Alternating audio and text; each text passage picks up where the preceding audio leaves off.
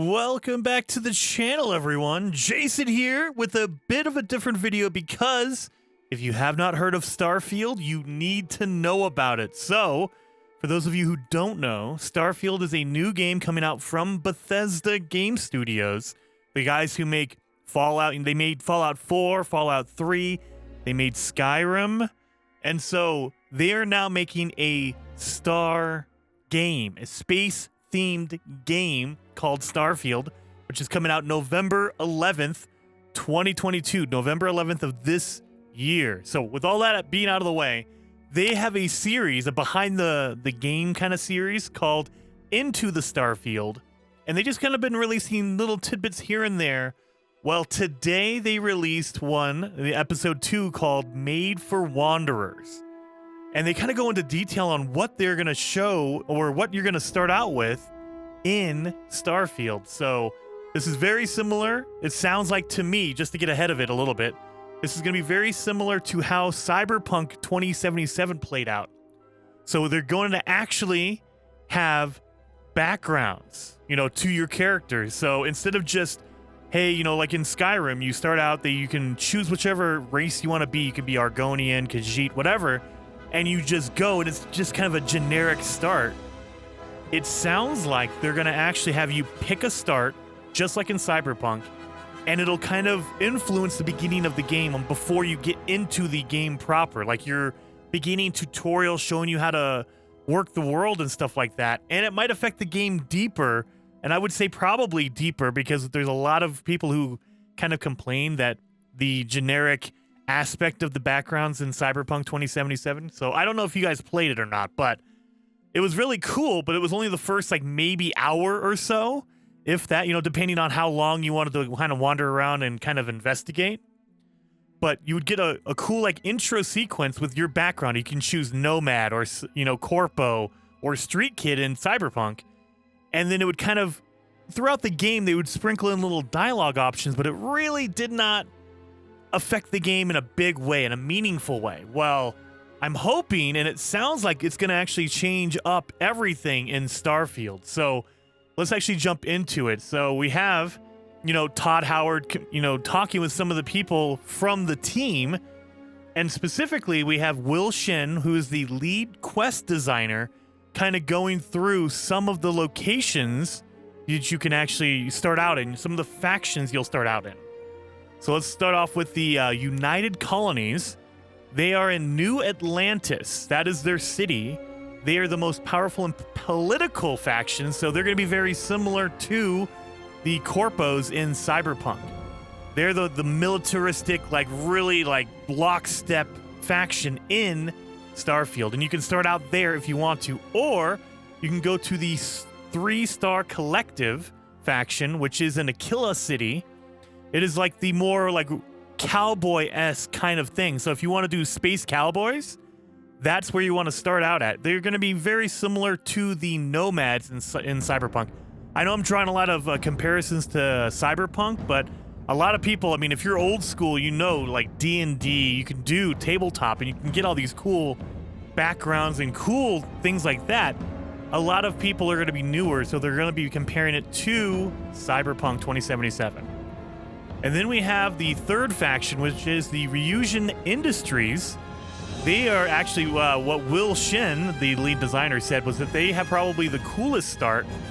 They start out in Neon City, which is, that kind of, if you wanted to compare it to Cyberpunk, it is going to be the Street Kid start. So this is a really, dangerous city with, drugs are legal there. All that kind of cool stuff. You're kind of down and dirty kind of area of Starfield, which is really, really cool. So and then on top of that, there are other factions out there that you can't start out with by default. So you get those 3 to start out with: the United Colonies, the 3-Star Collective, and the Reusion Industries factions.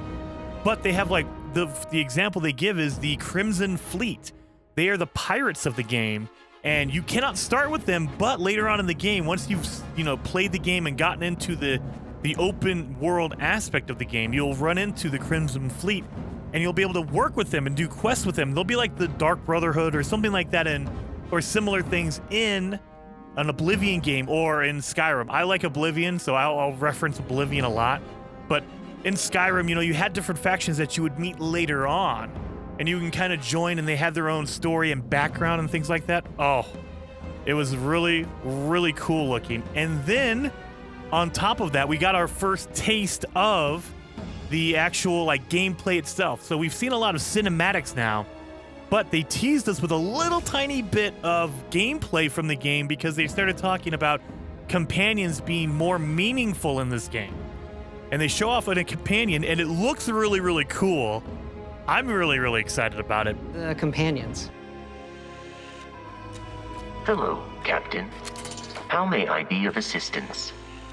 But they kind of go into detail about how the companions will actually talk to you and judge you and like or dislike you for things you've done. And so there's a more of a deeper relationship with your companions other than, oh, I just have Lydia following me around all through Skyrim, and she doesn't care if I did a bad thing over here or a good thing over there.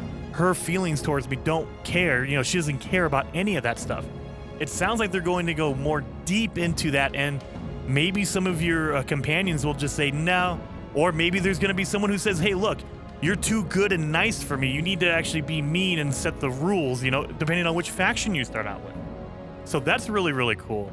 And they also teased a little bit of a speech persuasion system that they're adding in, and they brought up Oblivion. So if you didn't play Oblivion, you could talk to, it was very limited because Oblivion is like 15 years old at this point. But it was very limited in what it could do. But you could talk to either, you know, like merchants. If you talk to a merchant, you can persuade them to give you a better price on things. It was a little tiny mini game. It was very, very simple. You were just trying to get their likability with you to increase. So they would start out at like really low, depending on your speech, you know, stat in the game. And if you just said things that they liked, then they would increase their approval of you. And if you got it to a certain point, they would give you a discount on items in their shop. If they hated you, they would actually charge you more, which is awesome. But it was very, very crude and kind of, you know, it was very, very simple to do. You just had to take the time to do it. And it was more of just a, hey, look, it was probably an overlooked system in the game because at certain points, you're just like, look, I just want to buy something. I don't care about haggling with this guy for 5 minutes trying to get a better price on this stuff. I don't care. So it seems like they've actually done an evolution to that system, and they've added it into Starfield, which is awesome.